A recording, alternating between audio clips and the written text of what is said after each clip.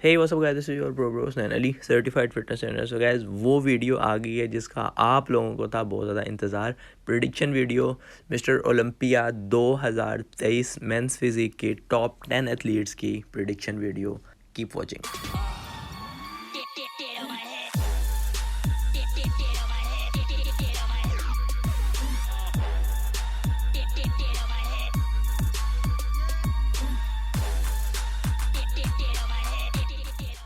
अच्छा यार, इस बार का मिस्टर ओलंपिया का लाइनअप इतना तगड़ा है कि किसी एक को प्रिडिक्ट करना तो बहुत ही मुश्किल है, और हम टॉप 10 को एथलीट्स को प्रिडिक्ट कर रहे हैं। सबसे पहली चीज़ ये कि ये एक सिर्फ एक प्रिडिक्शन है, ये पक्की बात नहीं है। वो अलग बात है कि आपके भाई के जो तुक्के हैं वो हर दफ़ा सही बच जाते हैं।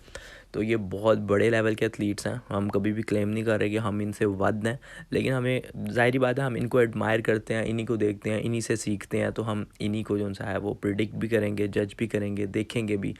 क्योंकि मैं ख़ुद भी एक बहुत छोटे से लेवल का ट्रेनर हूँ, तो मेरा अपना ये काम है, मैं एथलीट्स को तैयार करता हूँ। तो मुझे जितना नॉलेज मुझे है सिर्फ वो मैं शेयर करूँगा, ठीक है। बाकी कुछ यूट्यूबर्स ने तो जेरेमी बोंडिया को टॉप 10 से ही बाहर कर दिया है, तो उस पर भी बात करेंगे। पहले ही बता दूँ, ये इतना ज़्यादा हार्ड टू प्ले था ना मेरे लिए कि नंबर 10 पे उठा के लेके आया हूँ मैं अली बिलाल को, क्योंकि मैं इसको नंबर 10 से बाहर फेंकना नहीं चाहता।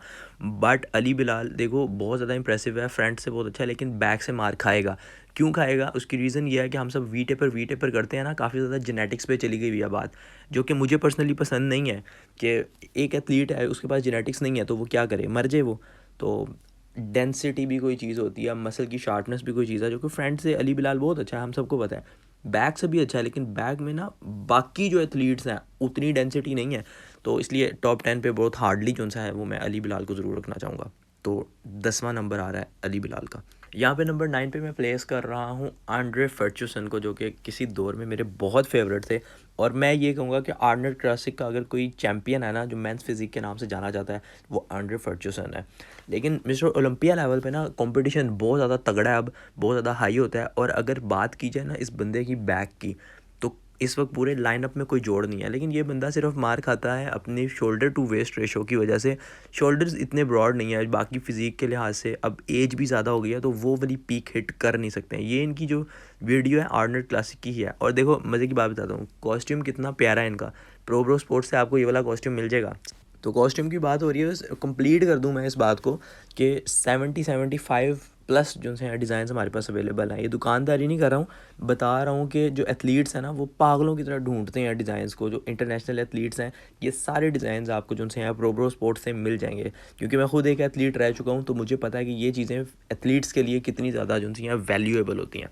तो रायन टेरी का जो हम बात कर रहे थे, जब से ये आए हैं ना, इन्होंने अपनी फ़िज़ीक में कोई चेंजिंग नहीं की है, ठीक है। तो थोड़ी सी चेंजिंग ऑब्वियसली की है, लेकिन बाकी जो एथलीट्स हैं उनके मुकाबले में इनकी चेंजिंग्स कोई इतनी ख़ास चेंजिंग्स नहीं है, इतना ज़्यादा साइज़ नहीं कैरी करते। हाँ, ये कंडीशनिंग जो सी है इनकी बहुत कमाल की होती है। तो इसलिए रायन टेरी का मुझे नहीं लगता कि टॉप 10 में भी इनका मुश्किल ही है। लेकिन ये वो एथलीट्स हैं जो कि कंडीशनिंग पे कॉम्प्रोमाइज़ नहीं करते, तो ये प्लेस करेंगे ही करेंगे टॉप 10 में। तो इनका नंबर जो सा है वो हम नंबर 8 रख रहे हैं।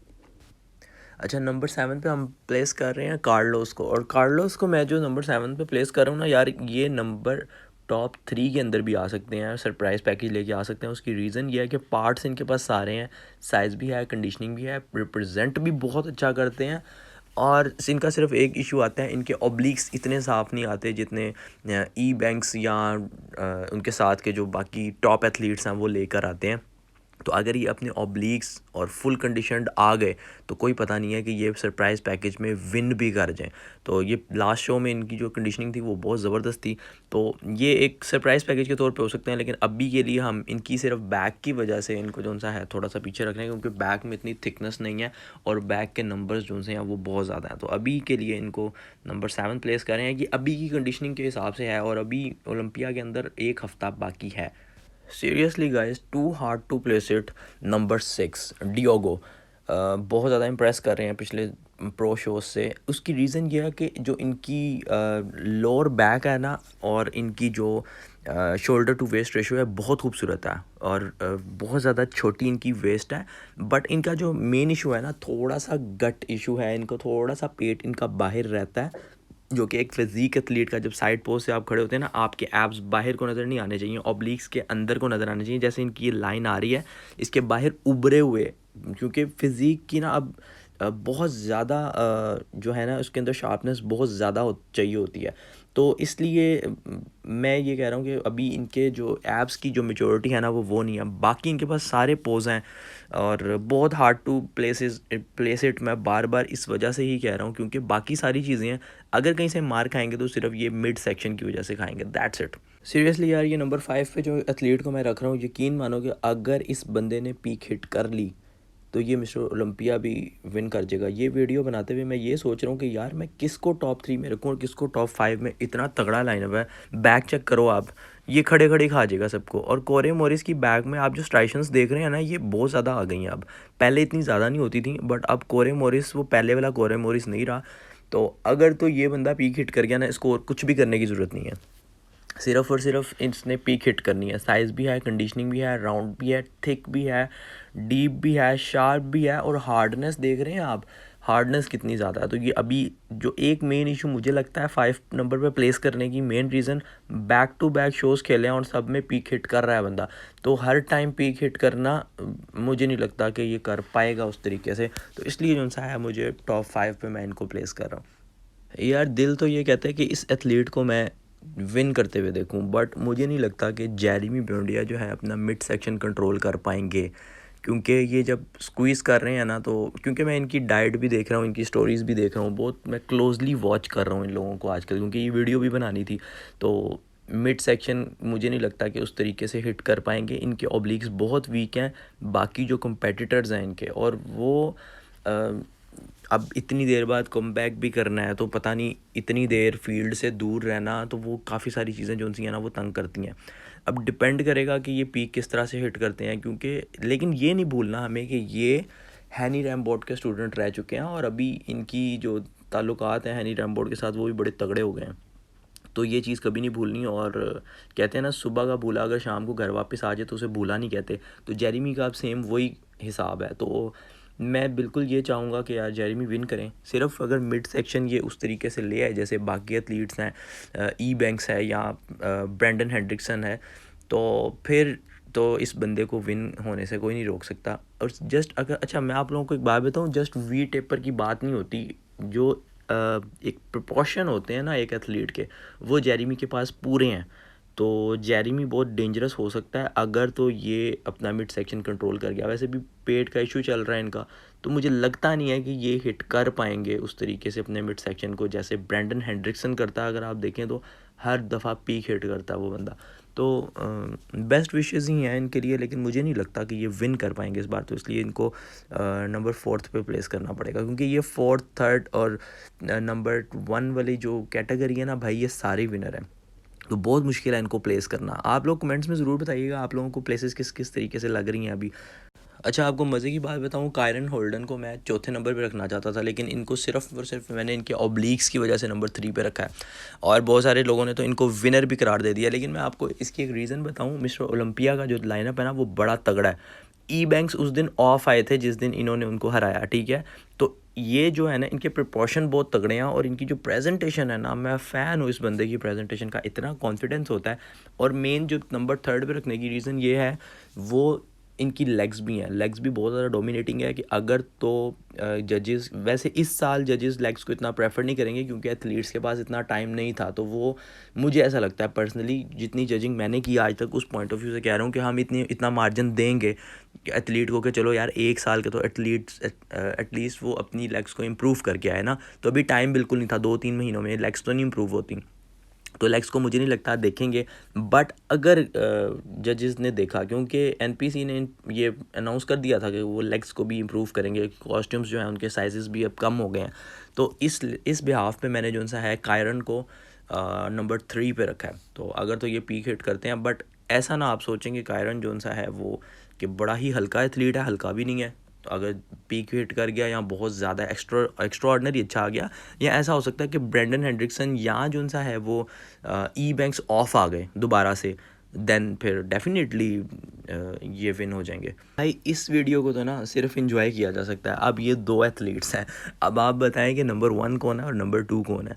देखो यार, पीक की गेम है सारी। प्रोपोर्शन देखो आप, बैक का पोज देखो, ई बैंक्स की लोअर बैक देखो कितनी डीप है, ऊपर से तो ऑलमोस्ट सेम है। और ब्रेंडन हेंड्रिक्सन थोड़ा सा ज़्यादा डीप है, ठीक है। लेकिन ब्रॉड कितना है ये ई बैंक्स। अब ये इस फ्रंट के पोज में दोनों खड़े होंगे, ई बैंक्स को देखना जब शोल्डर को साथ लगाएगा बिल्कुल राउंड हो जाएगा उसका शोल्डर। अभी जो ब्रेंडन हेंड्रिक्सन है उसने अपना शोल्डर बहुत ज़्यादा इंप्रूव कर लिया, देखो क्या लेके आता है। और ये एक ऐसा एथलीट है जो हमेशा पीक हिट करता है और पोजिंग इतनी खूबसूरत करता है ना, मतलब क्या बात है यार, दोनों ही एथलीट्स बहुत कमाल हैं। लेकिन लास्ट टाइम बैक का पोज थोड़ा सा टेढ़ा होके कर रहे थे, क्यों, उसको पता है मेरी बैक ई बैंक से छोटी है, तो वो थोड़ा कहीं ना कहीं प्रेशर होता है। अब अगर सीरियसली बताऊँ ना, पर्सनली दोनों मुझे बहुत पसंद हैं, बट ई बैंक्स जो है ना कोई गलती नहीं करेगा इस बार। तो मुझे ऐसा लगता है कि यार सीरियसली आप लोग बताओ, मैं किसी एक को वोट ही नहीं कर पा रहा हूँ, इतने ज़्यादा ये दोनों मेरे फेवरेट हैं और दोनों पसंद हैं। बट अगर एक ज़ाहिरी बात है किसी एक को तो वोट करना होता है, तो उसके पीछे की कोई रीज़न होनी चाहिए ना, बिला वजह नहीं होता। देखो ये तो फाइनल वाले दिन ही पता चलना है कि विनर कौन होगा। लेकिन देखो जिस बिहाफ पे हम विन करवा रहे हैं ना ई बैंक्स को, उसकी वेस्ट लाइन बहुत छोटी है, ठीक है। और इसकी बैक भी तगड़ी है, बैक के भी नंबर बड़े हैं और बाकी चीज़ों में ये पूरा है। अगर हम चार चीज़ों पे चल के चलते हैं, प्रेजेंटेशन हो गई, ठीक है, दोनों इक्वल हो गए, दोनों की अच्छी है। अब आगे कंडीशनिंग, दोनों लेकर आते हैं स्टेज पे। ब्रेंडन हेंड्रिक्सन थोड़ा सा ज़्यादा इम्प्रेस करता है मुझे हमेशा, क्योंकि उसकी पोजिंग भी बहुत अच्छी है। अब आती है बात भाई आपके प्रोपोर्शन के ऊपर, तो बैक में फिर ये खा जाता है उसको, ठीक है। बैक के पोज में फिर ब्रेंडन हेंड्रिक्सन लूज़ कर जाएगा यहाँ पे, क्योंकि कितनी इंप्रूव कर लेगा, इतनी इंप्रूव नहीं है जितनी जो सी ई बैंक्स की है। उसके बाद अगर फ्रंट पोज में जब हम दोनों को खड़े हुए देखते हैं, तो ई बैंक्स के शोल्डर्स की ना राउंडनेस चेक करो, ठीक है। एक तो शोल्डर टू वेस्ट रेशो देखो दोनों की फ्रंट पोज के अंदर।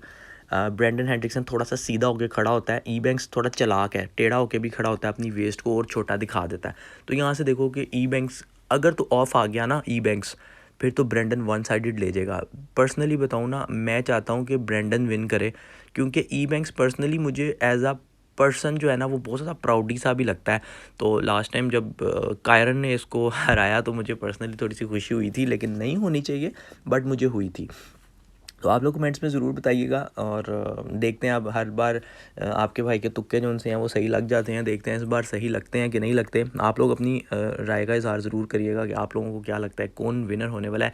और ये लास्ट 3 to 4 जितने एथलीट्स हैं उनके दरमियान में बताना बहुत ज़्यादा मुश्किल था। इस दफ़ा का लाइनअप मुझे ऐसा लगता है कि अभी तक का मिस्टर ओलंपिया का फ़िज़ीक का सबसे ज़्यादा तगड़ा lineup 2023 mister Olympia men's physique का होगा। अपना ख्याल रखें, मुझे अपनी दुआ में याद रखें। Love you all, stay natural, be happy.